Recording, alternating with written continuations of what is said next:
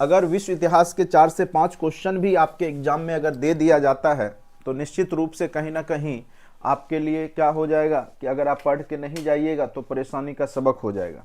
ठीक है, इसीलिए अच्छे से जो है हर एक सेक्शन को आपको करके जाना है। तो विश्व इतिहास को भी नहीं छोड़ना है, याद रखेंगे। विश्व इतिहास के जो भी टॉपिक हैं, जो भी लोग 1 to 5 में हैं, वो भी इसको छोड़ेंगे नहीं। ठीक है, याद रखेंगे मेरे इस बात को। अच्छे से देखने में क्या, अभी पूरा टाइम है आपके पास, अच्छे से देख के जाइए, कहीं कोई दिक्कत नहीं होगा पूरे टॉपिक में। ठीक है, चलिए आज हम लोग स्टार्ट करेंगे विश्व इतिहास। ऐसे विश्व इतिहास पहले हम लोग ऐसे TRE 1 में भी हमने बैकअप के लिए बता दिया था। ठीक है, लेकिन जब TRE 2 में निश्चित रूप से, TRE 1 में भी निश्चित रूप से वर्ल्ड हिस्ट्री के क्वेश्चन पूछे गए, 6 to 8 में भी पूछे गए, जो कि एक्सपेक्टेड भी था। हम लोगों ने शुरुआत में भी बताया था कि वर्ल्ड हिस्ट्री के भी क्वेश्चन, कई लोग पढ़ना नहीं चाह रहे थे वर्ल्ड हिस्ट्री, लेकिन फिर भी हमने बोला था कि एक बार आप लोग अच्छे से देख लीजिए, क्योंकि BPSC का कोई पता नहीं है कि कहाँ से क्वेश्चन दे देगा। और वही हुआ कि आपने देखा कि 6 to 8 में वर्ल्ड हिस्ट्री के बहुत सारे क्वेश्चन हुए थे। ठीक है, दिए गए थे। तो जो जो चैप्टर हमने टच किया था, आप अनुभव करेंगे। TRE जो भी लोग कोर्स बाय कर लिए हैं उनका TRE 2 वाला जितना भी वीडियो है वो दिखेगा, तो आपको अनुभव होगा कि सर एकदम बिल्कुल सही बता रहे थे और उसी पैटर्न पे उसी टाइप के क्वेश्चन यहाँ एग्जाम में भी पूछे गए। ठीक है, तो ये हम लोग का अनुभव है। BPSC चूँकि आपको बार बार अपना पैटर्न भी थोड़ा बहुत चेंज करते रहेगा। ठीक है, एक पैटर्न पे वो सिंपली आपको क्वेश्चन नहीं पूछेगा बार बार, तो थोड़ा बहुत पैटर्न जो चेंज होगा तो उसको भी आपको अपडेट करते रहना होगा। अपडेट यही है कि जो भी टॉपिक एग्ज़ाम के दृष्टिकोण से महत्वपूर्ण है उसको छोड़ के नहीं जाना है। जो भी एक्सपेक्टेड है या पूछा जा सकता है, संभावना है, उसको भी अच्छे से करके जाइएगा। निश्चित रूप से सारे क्वेश्चन क्लासरूम के ही आ जाते हैं। ठीक है, उम्मीद करते हैं कंटेंट वाले सारे वीडियो को आप लोग देख रहे होंगे और अच्छे से पढ़ाई कर रहे होंगे। समय ज़रूर ज़्यादा है, लेकिन समय बीतते भी आपको समय का पता नहीं चलेगा। ठीक है, जनवरी का जो है अब 5-6 तारीख बीत चुका है। ठीक है, अगस्त 24 को आपका एग्ज़ाम है। टाइम जितना है उसमें आपको पूरा मैथ पढ़ के जाना होगा। अगर PRT में है तो रीजनिंग भी पूरा जो भी टॉपिक हमने पढ़ाया वहीं से सारे क्वेश्चन थे वो भी आपको करके जाना होगा। साथ साथ हिस्ट्री, पॉलिटी, ज्योग्राफी, सारा चैप्टर, सारा विषय पढ़ के जब जाइएगा तब PRT। सबसे टफ तो यहाँ पे PRT है 1 to 5। उसमें आपको मैथ भी पूरा पढ़ना है, रीजनिंग भी पढ़ना है और पूरा GK GS करेंट EVS सब पढ़ना है। ऊपर जाने के बाद भी 40 नंबर के पोर्शन वो हैं ही। तो इसीलिए जो भी कंटेंट में वीडियो है, जो भी चैप्टर पढ़ाया गया है, वो सारे आपके लिए ही है, महत्वपूर्ण है। केवल आपका क्लास अलग अलग होगा, 1 to 5, 9 to 10 या जो भी 11-12 के लिए बैठिए, लेकिन बाकी पढ़ के सब लोग जाइए, क्योंकि 40 नंबर भी आपके लिए महत्वपूर्ण योगदान निभा रहा है। अगर आप 40 नंबर को हल्के में लीजिएगा तो आपका सिलेक्शन अब रुक जाएगा, जान लीजिए। 40 नंबर महत्वपूर्ण होता है, चाहे आप हिंदी के हों, चाहे आप इंग्लिश के हों, चाहे संस्कृत के हैं, उर्दू के हैं, उससे कोई मतलब नहीं है हमको मतलब है कि आपका जो 40 नंबर वाला जो पोर्शन है वहाँ तो सब सब्जेक्ट के हैं ही। हिस्ट्री भी रहेगा, ज्योग्राफी भी रहेगा, पॉलिटी भी रहेगा, साइंस भी रहेगा, मैथ भी रहेगा। तो जब करना है तो अच्छे से अभी से पूरा टॉपिक करके जाइए, जिससे कि एग्जाम में 40 में 30 से 35 स्कोर कर लीजिए। 30-35 जहाँ किए, रिजल्ट आप ऐसे ही ले लीजिएगा। ठीक है, चलिए आज का जो टॉपिक है वो स्टार्ट करने वाले हैं विश्व इतिहास। विश्व इतिहास में आपका मेन रूप से हम लोग जो पढ़ने वाले हैं वो आज हम लोग शुरुआत करेंगे यूरोप का इतिहास। जैसे हम लोग भारतीय इतिहास की भी शुरुआत कर चुके हैं सिंधु घाटी सभ्यता से। ठीक है, उसी प्रकार से यूरोपीय इतिहास, जो यूरोप का इतिहास है, चूँकि हमारे यहाँ जो यूरोपीय लोग आए और शासन किए और पुनर्जागरण सबसे पहले यूरोप में वहाँ देखने को मिलता है, तो निश्चित रूप से जो हम लोग पढ़ते हैं उसमें विश्व इतिहास के रूप में यूरोप के इतिहास को ही पढ़ते हैं जनरली। आपने देखा होगा यूरोप के इतिहास हो, चाहे आप अमेरिका जो भी है, अमेरिकी क्रांति हो, रूस की क्रांति हो, फ्रांस की क्रांति हो, ये सब इसलिए इतिहास में पढ़ाया जाता है जिससे कि आप वैश्विक स्तर के जो स्वतंत्रता संग्राम हुए हैं, जो वहाँ पे रीतियाँ थी, जो वहाँ पे कुरीतियाँ कह लीजिए या कह सकते हैं कि जहाँ पे निरंकुश शासन था, उसको किस प्रकार से उन लोगों ने हटाया। तो इसीलिए भारतीय लोगों को भी समझाने के लिए इतिहासकारों ने, या कह सकते हैं कि इतिहास के सब्जेक्ट में आपको यूरोप के इतिहास को डाला गया है। तो यूरोपीय इतिहास को जब पढ़ते हैं तो आप पूरे विश्व के इतिहास को जानते हैं कि कैसा विश्व था, किस प्रकार से वहाँ पे बदलाव आया, और कमोबेश धीरे धीरे भारत में भी वह बदलाव देखने को मिला। ठीक है, तो पूरा जो घटनाक्रम जो है यूरोप का इतिहास जो है यहाँ पर कब से शुरुआत होती है। ठीक है, यूरोप का इतिहास की शुरुआत के बारे में बताएंगे, क्योंकि यह जो युग है कह सकते हैं ये अंधकार युग यूरोप में भी आया था, और भारत में भी अगर आप देखेंगे तो एक समय आता है अंधकार युग का, जो कि 8वीं से मध्यकालीन इतिहास जब शुरुआत होती है करने का अर्थ आप कह सकते हैं कि 7वीं से लेकर के लगभग 10वीं 11वीं शताब्दी के बीच भारत में भी जो है अंधकारमय युग रहता है। यानी उस समय किसी भी शासक, जो शक्तिशाली शासक हो या केंद्रीयकृत शासन की, कहीं पे भी चर्चा नहीं हुई है। ठीक है, तो उसी प्रकार से यूरोप का भी एक युग अंधकार युग होता है। लेकिन उससे पहले की घटना को हम लोग देखेंगे, फिर अंधकार युग पढ़ेंगे, फिर उसके बाद आधुनिक यूरोप को देखेंगे, और उसके बाद आपको पता ही कि औद्योगिक क्रांति होगी, साम्राज्यवाद होगा, फिर वो लोग भारत तक पहुंचेंगे और फिर भारत को भी आज़ाद कराना पड़ेगा, यहाँ से अंग्रेजों को भगाना पड़ेगा। तो इस तरीका से हम लोग जो है विश्व इतिहास के अंतर्गत घटनाक्रम को पढ़ेंगे। चलिए, तो सबसे पहले यहाँ पर है अंधकार युग। यूरोपीय अंधकार युग को समझने से पहले आपको समझना होगा कि यूरोपीय इतिहास कब से शुरुआत हुई, कब से वहाँ पर जो है सभ्यता संस्कृति का विकास हुआ है। ठीक है, यूरोपीय इतिहास को समझने के लिए सर्वप्रथम यूरोप के इतिहास को विभिन्न भागों में बांट करके समझना बहुत जरूरी है। सबसे पहले आप यूरोप के जो इतिहास है उसको आप 3 कालखंडों में बांटेंगे। जैसे हम लोग भी यहाँ पे भारतीय इतिहास जब पढ़ते हैं तो उसको 3 कालखंडों में बांटते हैं, प्राचीन इतिहास, मध्यकालीन इतिहास और आधुनिक इतिहास। उसी प्रकार से अगर हमें यूरोप के इतिहास को पढ़ना होगा तो इसको भी आपको 3 कालखंडों में बांट करके पढ़ना होगा। सबसे पहला यहाँ का भी जो इतिहास है वो प्राचीन काल के अंतर्गत आता है। दूसरा है सामंत काल, सामंती व्यवस्था, जहाँ पर जो है एक सामंत वर्ग का उदय होगा, और जो कि यही युग यूरोपीय इतिहास में अंधकारमय युग कहलाता है। ठीक है,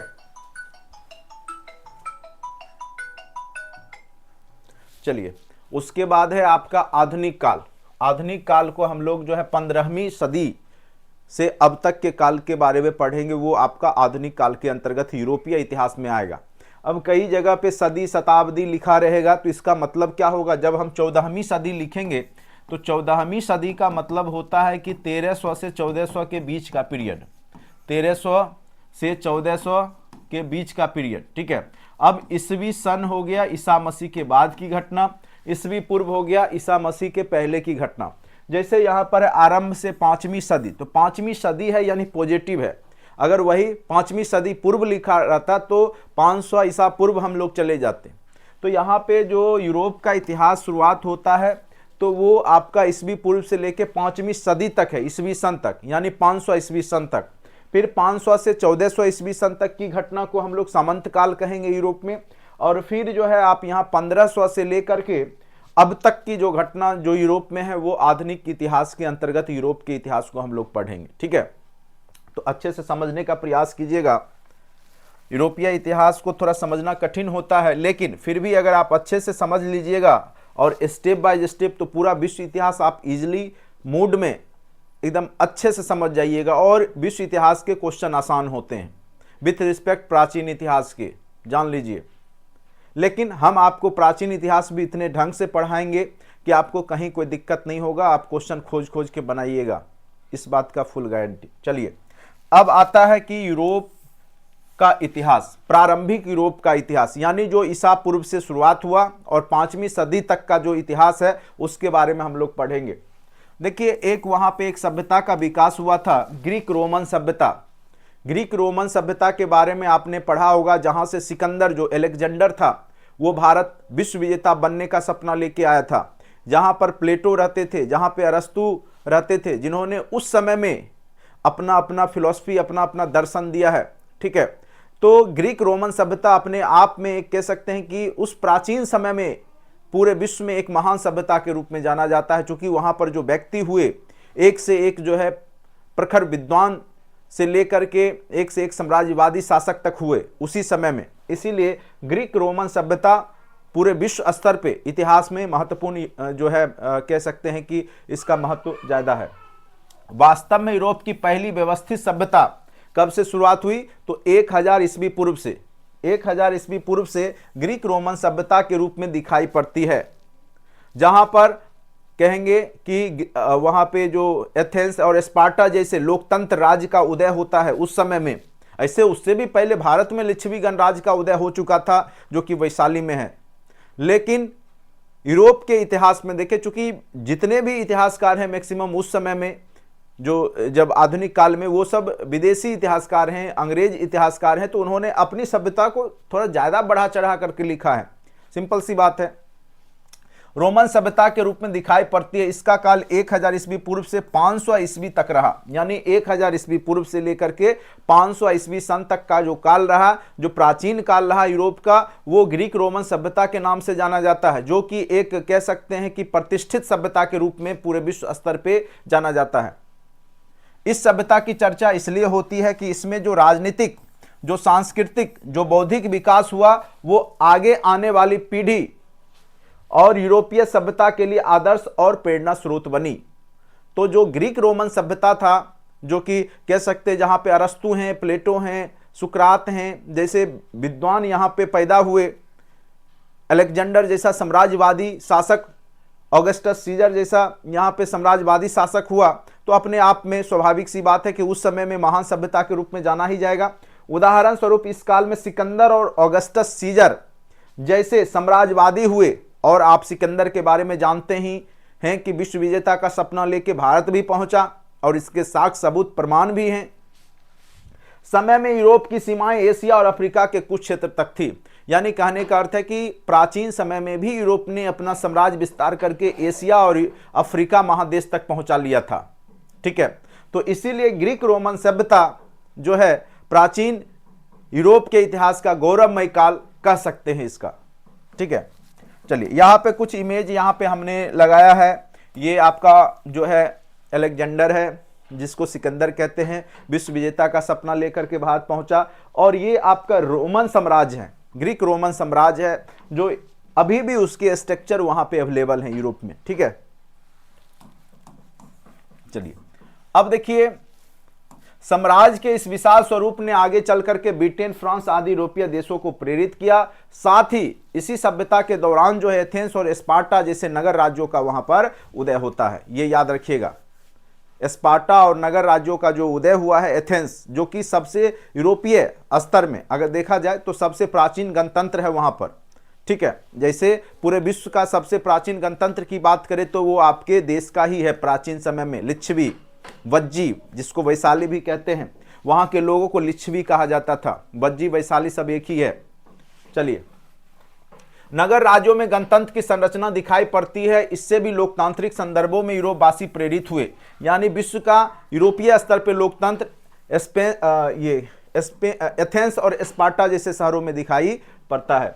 सांस्कृतिक क्षेत्र में आपने नाम सुना होगा, इतिहास का पिता हेरोडोटस को कहा जाता है, और इसने 476 ईस्वी पूर्व में एक ग्रंथ लिखा था हिस्टोरिका, और उसने पूरे विश्व के इतिहास के बारे में, उस समकालीन परिस्थिति के बारे में लिखा है, भारतीय लोगों के बारे में, भारतीय जो सभ्यता है उसके बारे में भी उन्होंने चर्चा किया है हिस्टोरिका में। कहिएगा कैसे? तो जो यहाँ से व्यापारी लोग जाते थे उससे पूछ पूछ करके, वो यहाँ आए नहीं, लेकिन यहाँ के व्यापारी जो वहाँ जाते थे उनसे पूछ पूछ कर उन्होंने जो है हिस्टोरिका में भारत की भी चर्चा की है।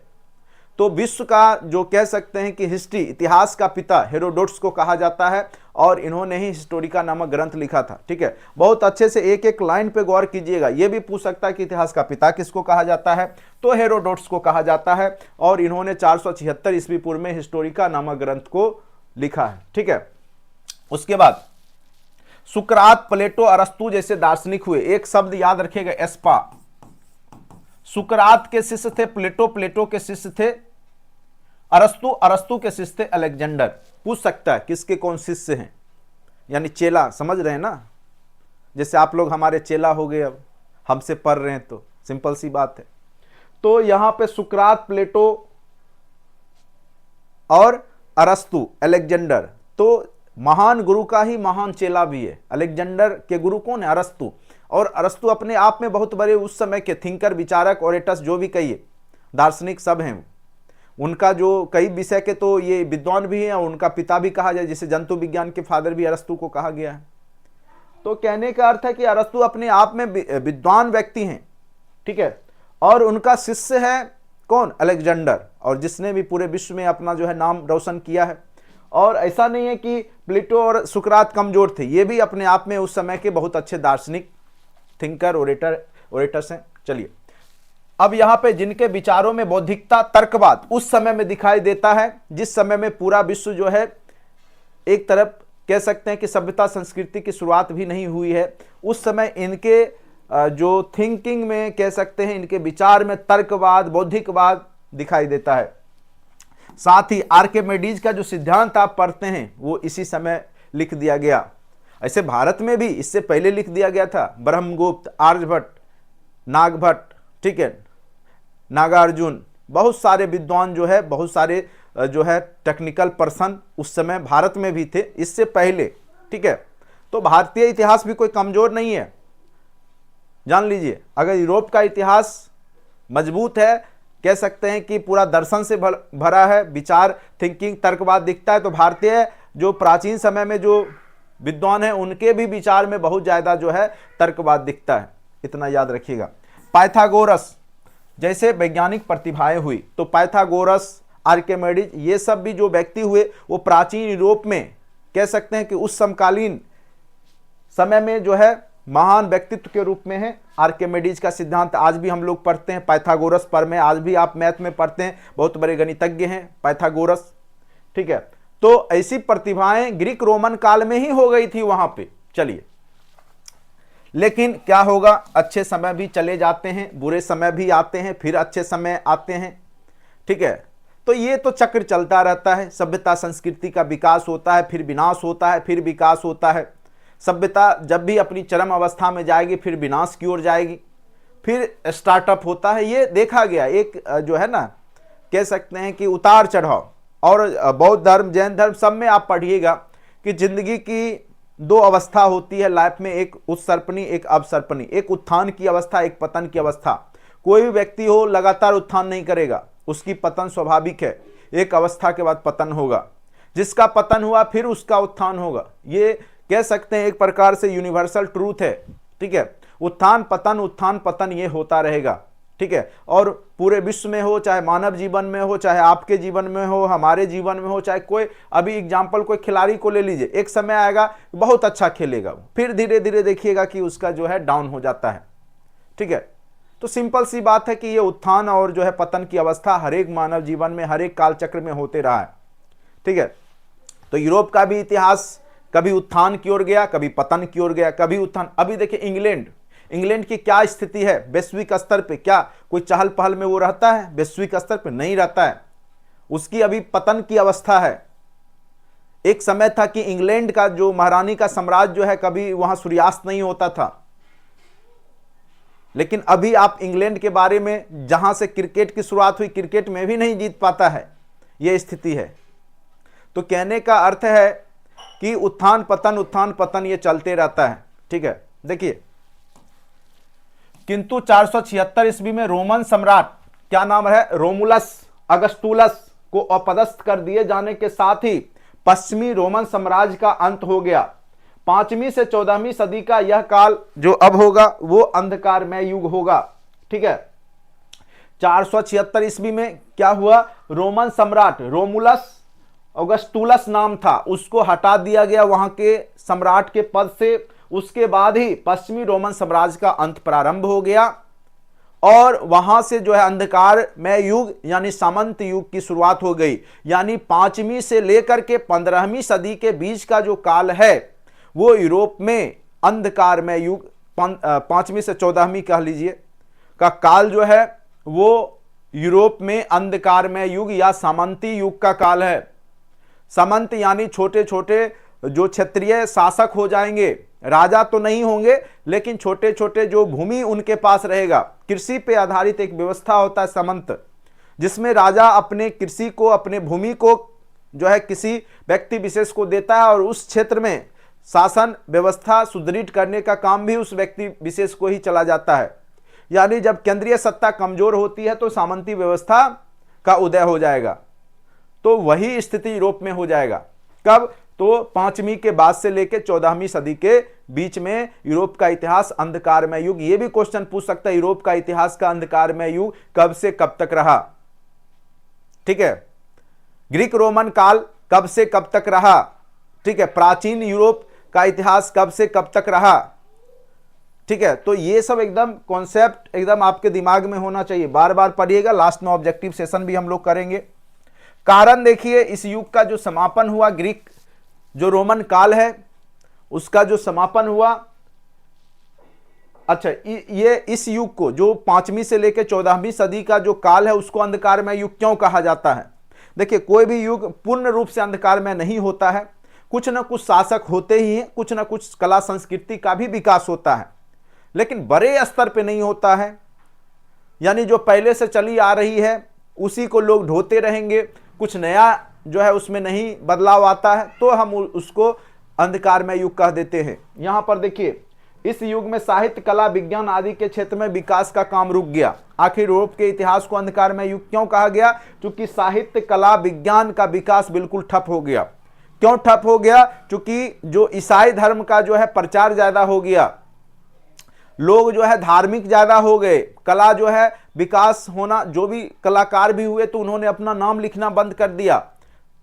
सारा जो भी कलाकारी किए तो डेडिकेटेड टू ईश्वर, गॉड गिफ्टेड, सारा कुछ लिखना शुरू कर दिए। यानी अपने नाम को वहां पे उजागर नहीं कर रहे। तो स्वाभाविक सी बात है, नाम नहीं है तो जो है गुमनाम व्यक्ति के नाम से कोई कला मिलेगा भी तो उसका तो नाम होगा नहीं किस युग का है। तो ये स्थिति थी, और इसके पीछे जरूरत से ज्यादा धार्मिक हो जाना भी यहाँ पे कारण हो सकता है। यूनानी और रोमन साहित्य, कला और विज्ञान के क्षेत्र में नवीन खोजों और प्रयासों का सिलसिला रुक गया। ये लोग जो है नवीन खोज करना बंद कर दिए, जो प्रयास कर रहे थे ये रुक गया। मानव बुद्धि के ऊपर किसका जो अधिकार हो गया? धर्माधिकारियों का। धर्म के आधार पर जो है सब कुछ बंटना शुरू हो गया। लोग का जो थिंकिंग है वो धार्मिक हो गया, धर्म के हिसाब से पाप पुण्य केवल वहां पे हो रहा है। ठीक है, मरने के बाद का सोचा जा रहा है, जीवन में क्या सुख सुविधा हासिल करना वो नहीं, मरने के बाद क्या सुख सुविधा कैसे मिलेगा उसके बारे में लोग सोचने लगे। तो स्वाभाविक है कि लोग जो है नकारात्मक कह सकते हैं यहां पर हो जाएंगे।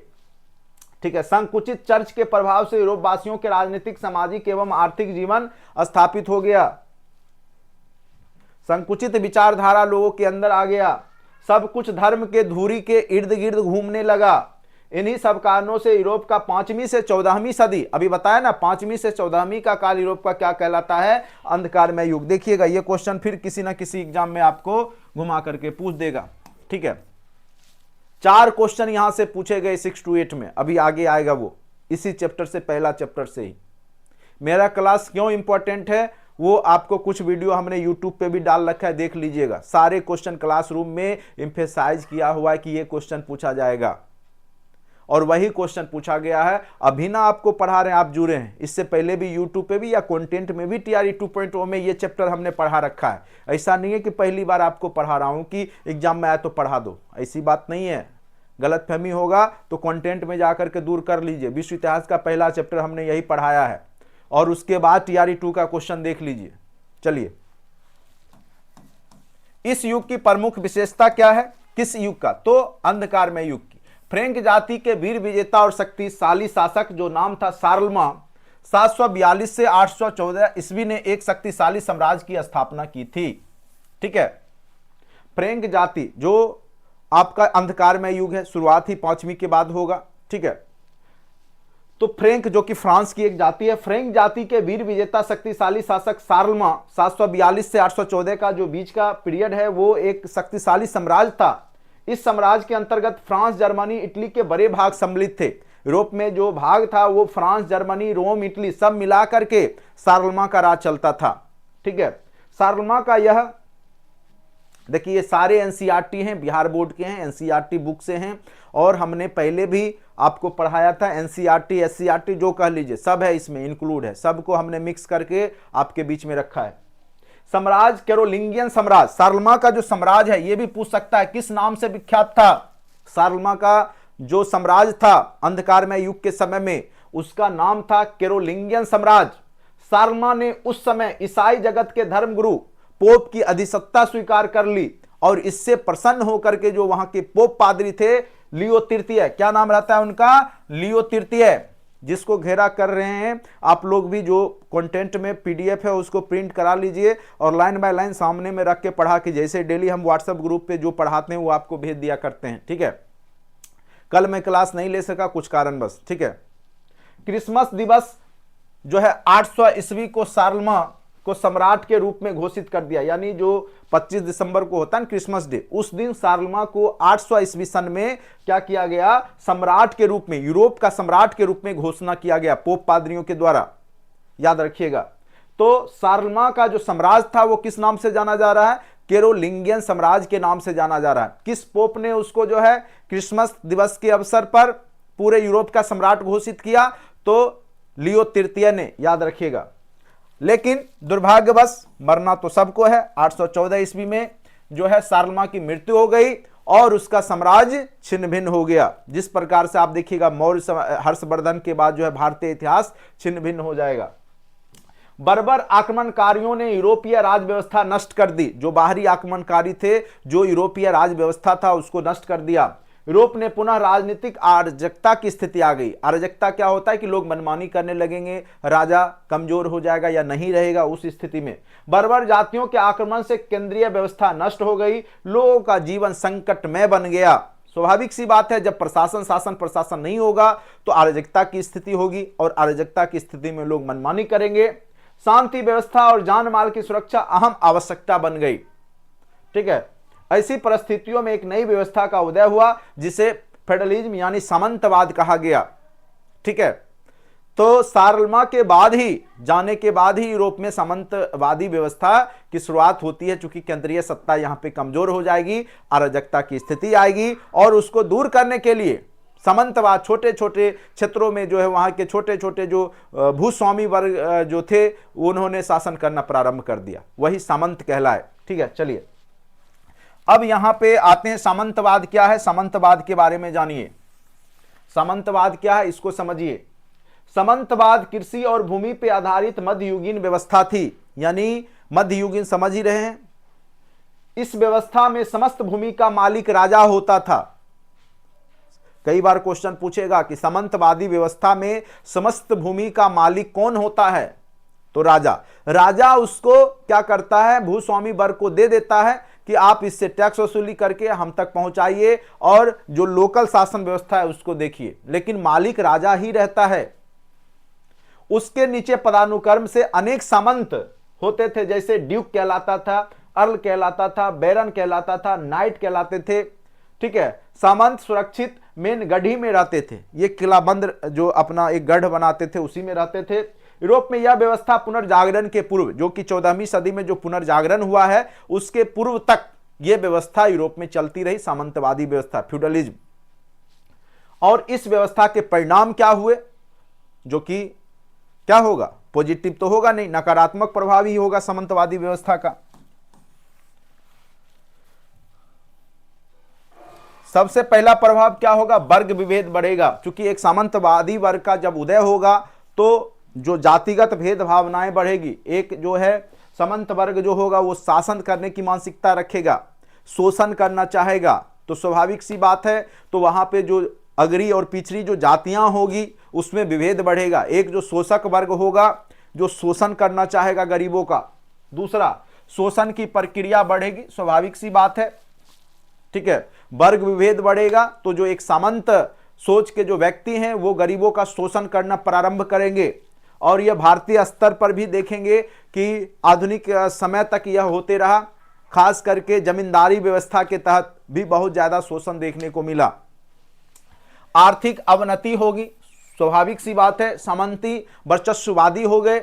ये क्या करेंगे कि अपने क्षेत्र में किसी और व्यापारी को आने नहीं देंगे, व्यापार करने नहीं देंगे, सब काम खुद से करेंगे, ठीक है। या आएगा कोई व्यापारी तो उससे जरूरत से ज्यादा टैक्स वसूली करेंगे, तो उससे क्या होगी, वहां पे क्या होगी, आर्थिक अवनति होगी। क्या होगी, आर्थिक अवनति होगी। व्यापार वाणिज्य समाप्त होगा तो आर्थिक अवनति स्वाभाविक सी बात है होगी। व्यापार वाणिज्य का ह्रास तो होगा ही, चूंकि वह अपने क्षेत्र में चूंकि छोटे छोटे हैं तो कितना वो पास बनाते रहेगा व्यापारी।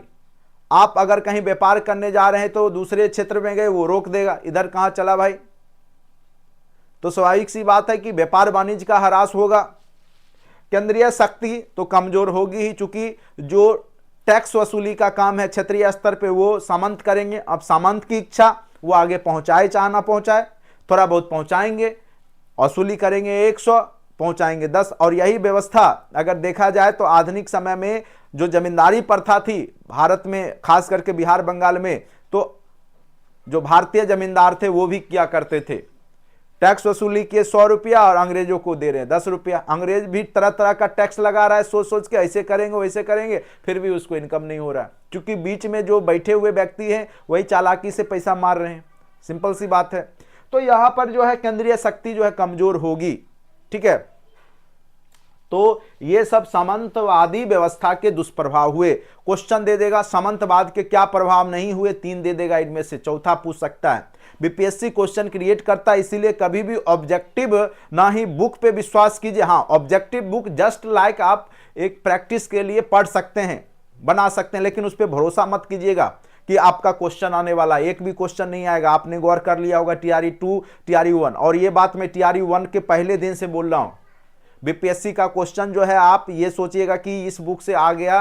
हाँ, कुछ क्वेश्चन है जो हाई लेवल बुक से वहां से निकाला जाएगा, डायरेक्ट सेम टू सेम भी डाल दिया जाता है, लेकिन जनरली क्वेश्चन क्रिएट किए जाते हैं, जान लीजिए।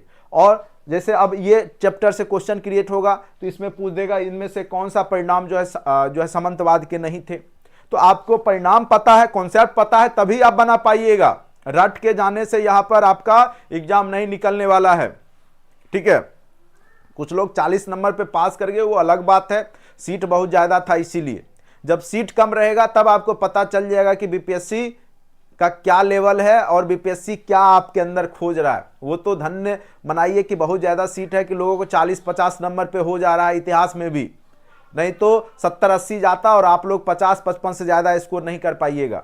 ठीक है, ये स्थिति रहती। लेकिन चलिए, सीट ज्यादा है अभी फिलहाल, 3rd तक सीट ज्यादा रहेगा, तो जिनको होना होगा निकल जाएंगे।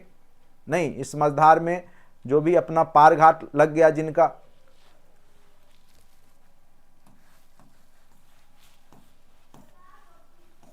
चलिए अब देखिए,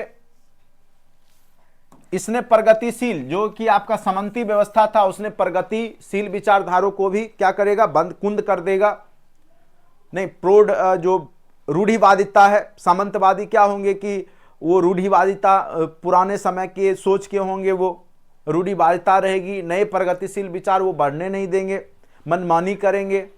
तो ये सब यूरोप में देखने को मिला। अब देखिए, ये हैं ईसा मसीह, जो कि कह सकते हैं कि ईसाई धर्म के प्रवर्तक ईसा मसीह को कहा जाता है।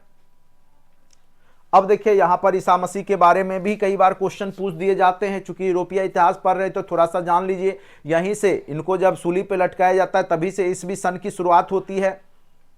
लगभग 2000 वर्ष पूर्व अभी से रोम के सम्राट ऑगस्टस सीजर के शासन के काल में जूडिया के बेथलहम नामक नगर में, याद रखिएगा किसका शासन है, ऑगस्टस सीजर का। जूडिया एक जगह है यूरोप का, के बेथलेहम नामक नगर में जीसस क्राइस्ट ने एक नए धर्म का उपदेश दिया। जीसस क्राइस्ट, ठीक है, जीसस क्राइस्ट, इन्हीं को क्रिसमस ईसा मसीह कहा जाता है। कालांतर में यह धर्म ईसाई धर्म के नाम से विख्यात हुआ। अपने उदार और सर्वग्राह्य उपदेशों के कारण, यानी सभी लोग इनके उपदेश को स्वीकार कर लिए, सर्वग्राह्य, सबको अच्छा लगता था इनका उपदेश।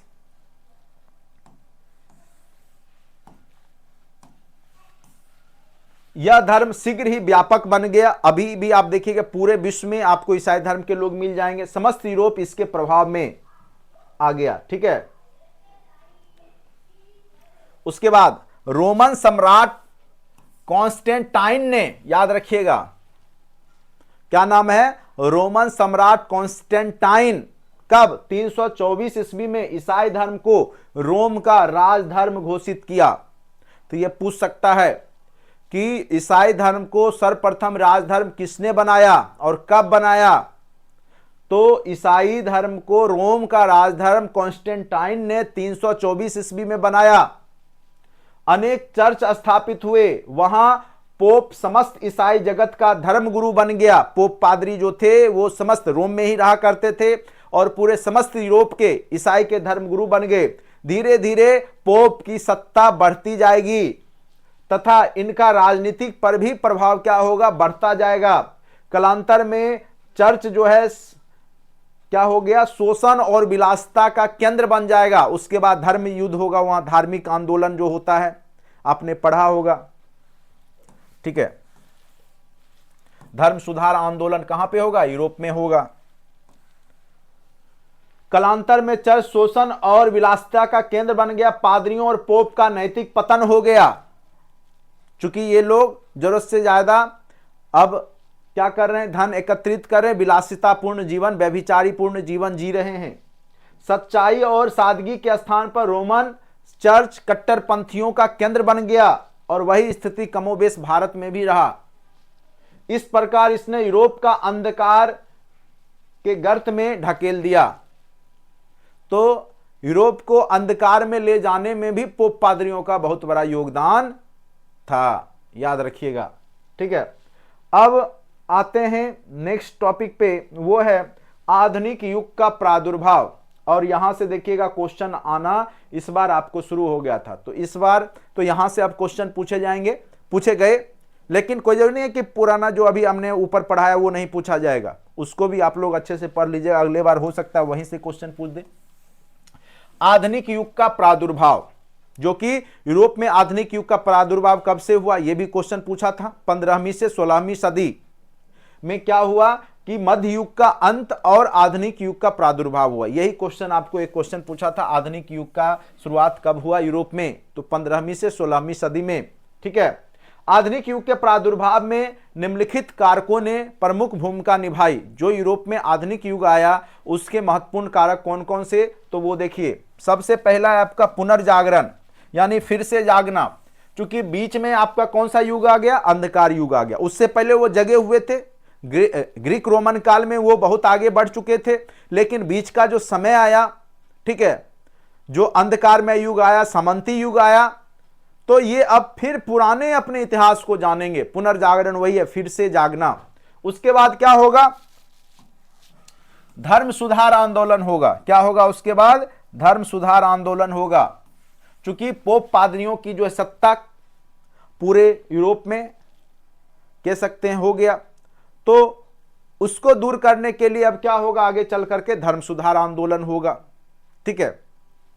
मार्टिन लूथर के बारे में आपने सुना होगा, द 95 थीसिस जर्मनी के थे, उसके बारे में धर्म सुधार आंदोलन जब पढ़ाएंगे तो चर्चा करेंगे आगे। सारे नोट्स में हमने आपको दे रखा है, स्टेप बाय स्टेप पढ़ा रखा है। अगर मेरे यहां आपको समझ में विश्व इतिहास नहीं आया तो मैं गारंटी के साथ बोलूंगा कोई आपको पूरे ऑल इंडिया में समझाने वाला नहीं है, ठीक है। चलिए, राष्ट्रीय राज्यों का उद्भव होगा, नए नए राष्ट्रीय राज्य बनेंगे, ठीक है। मध्यम वर्ग का उद्भव होगा, औद्योगिक क्रांति आएगी यूरोप में आधुनिक युग में। उसके बाद क्या होगा? औद्योगिक क्रांति के बाद ही उपनिवेशवाद आएगा, साम्राज्यवाद आएगा, वैज्ञानिक आविष्कार एवं भौगोलिक खोज होगा। चूंकि लोग अपने पुराने समय के थिंकर विचारक के बारे में सोचेंगे, जानेंगे किस प्रकार वो खोज करते थे, तो ये लोग भी खोजना चाहेंगे, व्यापारी जो है व्यापार करना चाहेंगे, भौगोलिक खोज होगा। अब देखिए, सबसे पहले आपको यहां पे पुनर्जागरण जब पढ़ाएंगे तो उसमें आपको बताएंगे पुनर्जागरण के भी पीछे कई कारण होते हैं। एक कस्तितूनिया का पतन 1453 ईस्वी में होता है, जहां से पहले यूरोपीय लोग वही रास्ते से, तुर्की के रास्ते से एशिया में व्यापार करते थे, लेकिन जब वो वहां पे तुर्की जो इस्लाम जगत का शासन हो जाता है तो वो ईसाइयों को उस रास्ते से जाने नहीं देते, व्यापार करने नहीं देते हैं। तो उन्होंने अपना दूसरा रास्ता जो समुद्री मार्ग से है वो भारत तक या अन्य एशियाई देशों तक पहुंचने के लिए खोजा। उसी दरमियान भौगोलिक खोज होता है, और भौगोलिक खोज के कई कारण है। यहाँ इसी कारण को भी आपको पूछा था 6 to 8 में, भौगोलिक खोज के इनमें से कौन कौन कारण थे, जिसमें एक से अधिक कारण आपका आंसर आया था, जो कि इसी में से था।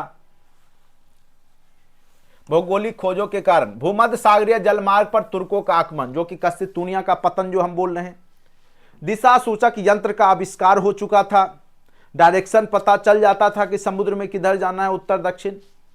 हल्के जहाज भी छोटे छोटे बनाए जाने लगे जो कि लंबी यात्रा कर सकते थे। 14वीं सदी में यूरोप में आर्थिक संकट की भी स्थिति आ गई थी, लोगों के पास धन में कमी था, तो लोग व्यापार करना चाह रहे थे, किसी प्रकार से जो है अपना जीविकोपार्जन चलाना चाह रहे थे। ईसाई धर्म का प्रचार भी, बहुत सारे जो ईसाई पोप पादरियों की मानसिकता थी कि ईसाई धर्म का प्रचार पूरे विश्व में हो, तो इसको लेकर के भी वो पूरे विश्व जो है भौगोलिक खोज में सहायता करने लगे, साथ जाने लगे। ठीक है, तो ये भी आपका यही ऑप्शन दिया था, तो ये भी कारक था। स्पेन और पुर्तगाल की भौगोलिक स्थिति, ये पूछा था ना कि सबसे पहले भौगोलिक खोज कहां हुआ था 6 to 8 में। देखिए पहला क्वेश्चन या दूसरा क्वेश्चन यही है, यहीं से पूछा था। स्पेन और पुर्तगाल की भौगोलिक स्थिति के कारण ही सर्वप्रथम भौगोलिक खोज यहीं से शुरुआत हुआ। जो पुर्तगाल का जो शासक है हेनरी द नेविगेटर, वो एक अच्छा नाविक है, कुशल है, और उसने जो है खोज करना शुरू किया, छोटे छोटे जहाज बनाए और फिर प्रोत्साहित किया। साथ में स्पेन भी था वहां बगल का देश, तो उसने भी, तो स्पेन और पुर्तगाल जो समुद्र के किनारे एक अच्छा बंदरगाह है वहां पे, तो वहां से जो है इजीली जो है जहाज को जो है खोज के लिए भेजा जा सकता था। धर्म युद्ध एवं स्पेन का पुनर्विजय, राष्ट्र राज्यों का उत्कर्ष, नए नए राष्ट्र राज्य बने जिन्होंने की भौगोलिक खोज को प्रोत्साहित दिया। मानसून की जानकारी, जो यूरोप वासियों को जो जलवायु है उसके बारे में जानकारी लग चुकी थी। कौतूहल यानी कंपटीशन की भावना, हम एक दूसरे से आगे बढ़ें, एक व्यापारी चाहेगा कि दूसरे से आगे बढ़े, तो ये भी नए नए भौगोलिक खोज का कारण बनेगा। ठीक है, कौतूहल जो है यहाँ पे मतलब कंपटीशन होता है ना कि एक व्यापारी इतना अमीर हो गया, जब वो लोग मसाले का, जब पुर्तगाली भारत आए थे एशिया, तो यहाँ से जब व्यापार करके गए तो उनको 60 गुना फायदा हुआ। तो स्वाभाविक सी बात है कि दूसरे भी व्यापारी चाहेंगे कि भारत आके व्यापार करे, और इस स्थिति में जो है कॉम्पिटिटिव माहौल बनेगा, कंपटीशन की भावना होगी। तो ये सब कारण थे भौगोलिक खोज के, इसी में से आपको क्वेश्चन पूछा था। अब परिणाम देखिए, परिणाम क्या होगा? व्यापार वाणिज्य का विकास तो होगा, ये भौगोलिक खोज होगा, तो जो यूरोपीय लोग हैं भारत आएंगे तो व्यापार वाणिज्य का विकास तो स्वाभाविक सी बात है होगी। मुद्रा व्यवस्था का विकास होगा, तो व्यापार वाणिज्य ऐसे तो होगा नहीं। पहले क्या था, शुरुआत में वो सोना चांदी लेके आते थे, फिर उसके बदले में यहाँ प्रोडक्ट खरीद के ले जाते थे।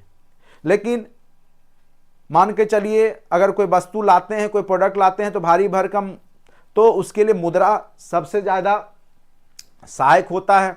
तो सोने चांदी, जैसे मान के चलिए आपको 2-4 लाख का सामान चाहिए, तो सोना जो है 2-4 लाख का लीजिएगा तो जेब में आकर के, वही अगर आप दूसरा प्रोडक्ट ले जाइएगा, गेहूं ले जाइएगा, चावल ले जाइएगा, वस्तु विनिमय कीजिएगा, तो आपको संभव नहीं है, खास करके उतने दूर से आकर के। तो उस स्थिति में मुद्रा व्यवस्था का विकास हो जाता है। व्यापारिक नगरों का उत्कर्ष, जो समुद्र के किनारे व्यापारिक नगर बन जाते हैं, जैसे आप लोगों ने प्राचीन इतिहास में पढ़ा सिंधु घाटी सभ्यता, उसमें भी मोहनजोदड़ो लोथल के बारे में आपने पढ़ा, व्यापारिक नगर के रूप में है उस समय। नई व्यापारिक शक्तियों का उदय हो जाएगा, नई नई कंपनियां यूरोप में बनाई जाने लगेगी। बैंकिंग व्यवस्था, स्वाभाविक सी बात है, बिजनेस व्यापार बढ़ेगा तो बैंकिंग व्यवस्था बढ़ेगा ही। वाणिज्यवाद, जो कि राजाओं के संरक्षण में व्यापार आरंभ हो जाएगा, उसको वाणिज्यवाद कहते हैं। उपनिवेशवाद का विकास होगा, जो शक्तिशाली राज्य हैं, देश है, वो कमजोर राज्यों पे शासन करने का प्रयास करेगा, वहां पे मनमानी करेगा, उसको अपने अधीन करेगा, तो उपनिवेशवाद का यहाँ पे विकास हो जाएगा।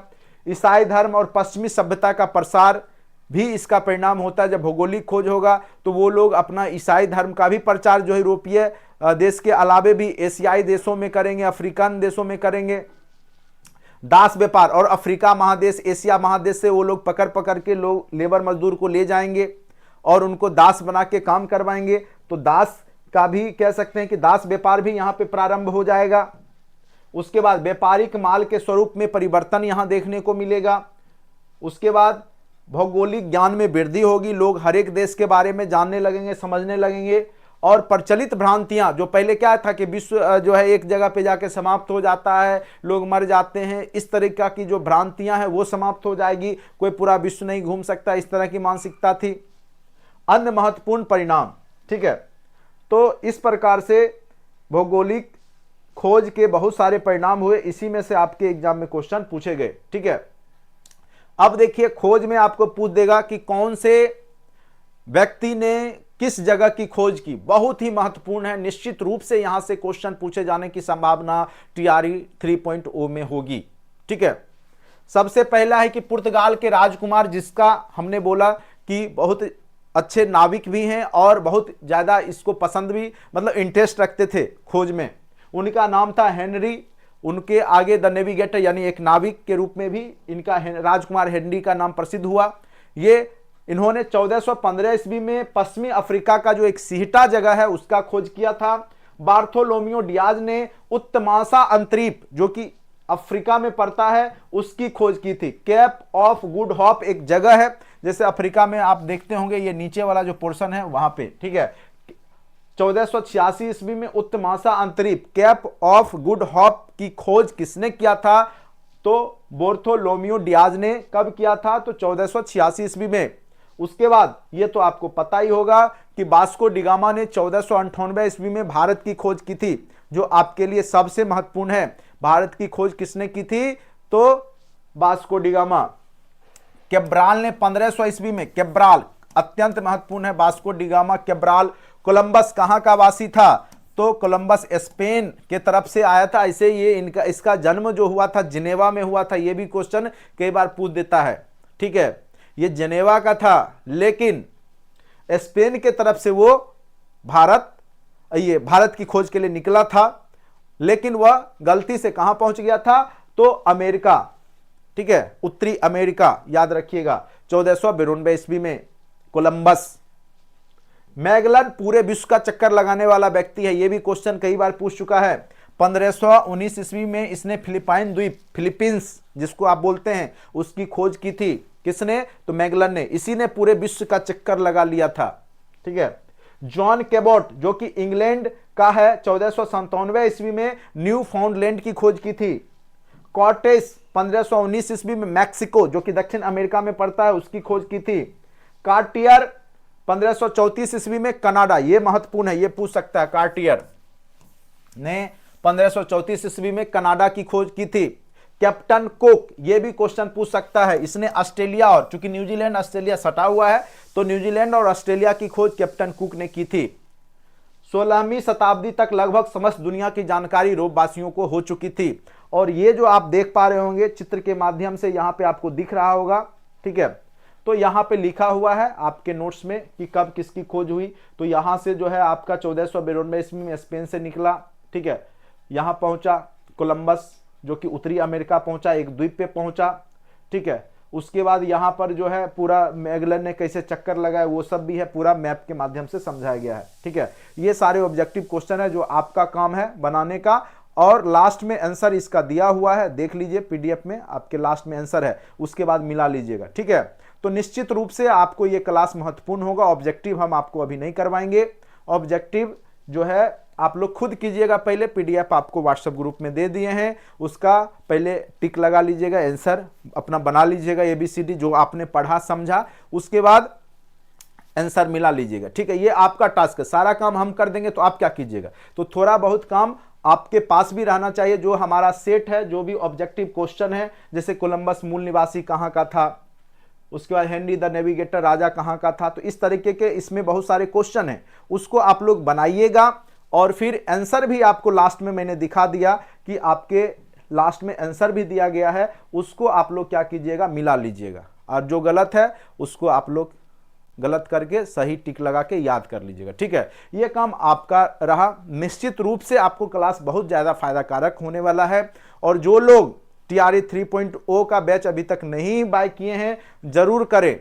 ठीक है, एक बार आप बहुत सारे कोचिंग संस्थान से जुड़े हैं, मैं विश्वास के साथ, मैं गारंटी के साथ कहूंगा कि सारे क्वेश्चन अगर आप ढंग से पढ़ते हैं तो हमारे क्लास नोट्स के रहते हैं, हमारे द्वारा पढ़ाए गए रहते हैं, विश्वास करके आप जुड़ सकते हैं। ठीक है, उसका जो आपका नीचे में चल रहा है नंबर 7070634348 पे भी आप अपना नाम लिख के हाई लिख के भेजेंगे तो हम आपको लिंक भेज देंगे। ऐप का लिंक है, ऐप ऐसे भी प्ले स्टोर पे आप लिखिएगा कंपटीशन हब तो आपको दिखेगा, वहां से आपको ऐप को डाउनलोड कर लेना है और फिर उसको कोर्स में जाइएगा, स्टोर में कोर्स होगा, कोर्स का नाम है बीपीएससी टीआरई 3.0। ठीक है, इस बैच से जुड़ जाए। उसके अंदर ही आपके जो भी सारे फोल्डर बनाए हुए हैं, सामाजिक विज्ञान, सोशल साइंस, साइंस, हिंदी, सारे सब्जेक्ट उसमें आपको दिखाई देंगे, ठीक है। और एक बार जुड़िए, या पहले से भी आपका 2-4 नंबर से छूट गया था तो आप एक बार जुड़ करके, या पहले यूट्यूब पे बहुत सारे वीडियो हैं प्रीवियस जो कि TRE 2 में हमने दिया था, उसको आप देख लीजिए, संतुष्ट हो लीजिए। अगर अच्छा लगे तब जुड़िए, ठीक है। नहीं अच्छा लगता है तो नहीं जुड़े। यूट्यूब पे भी बहुत सारे वीडियो हम आपको फिर से देंगे, ठीक है, उसके सहारे भी आप पढ़ सकते हैं। लेकिन अगर आप एक दिन से भी जो सैलरी है आपका, उसके कम सैलरी में, मतलब आपकी एक दिन की भी सैलरी कम से कम तो आपको 1500-1400 मिलेगा, एक दिन की सैलरी मान के चलिए। और हमारे कोर्स का फीस मात्र जो है 999 रुपया है। यानी आप एक दिन की भी सैलरी से कम सैलरी में पूरी पढ़ाई आप अच्छे से कर सकते हैं। टेस्ट सीरीज लगा सकते हैं, वीडियो लेक्चर देख सकते हैं, रिकॉर्डेड लाइव सेशन पूछ सकते हैं। तो निश्चित रूप से जुड़िए, आपके लिए फायदा कारक है। इससे सस्ता आपको इतना बेस्ट क्वालिटी कहीं नहीं मिलने जा रहा है, ठीक है। चलिए, तो आज का जो टॉपिक था कंप्लीट हुआ अच्छे से। यूरोप का जो प्राचीन इतिहास है उसकी शुरुआत हो चुकी है। तो धीरे धीरे हम लोग जो है चैप्टर वाइज, टॉपिक वाइज आगे बढ़ते जाएंगे। उम्मीद करते हैं कि आप लोग को क्लास अच्छा लगा होगा। अगर अच्छा लगता है तो लाइक भी कीजिए और सब्सक्राइब भी चैनल को जरूर कीजिए। जो भी लोग यूट्यूब पर देख रहे हैं तो उनको लाइक करने में भी लगता है कि पैसा लग रहा है, तो लाइक नहीं करते हैं, सब्सक्राइब भी कम लोग करते हैं, ठीक है, जबकि देखते बहुत सारे लोग हैं, ठीक है। तो चैनल को सब्सक्राइब कर लीजिए, आपके लिए ही ये चैनल है और आप ही के लिए मैं पढ़ा रहा हूं, ठीक है। आप ही लोग को टीचर बनना है, ठीक है। और ये सब चीज आपको फिर अन्य कंपटीशन में भी आपको मदद करता है, ठीक है। तो इस वीडियो लेक्चर में इतना ही, धन्यवाद।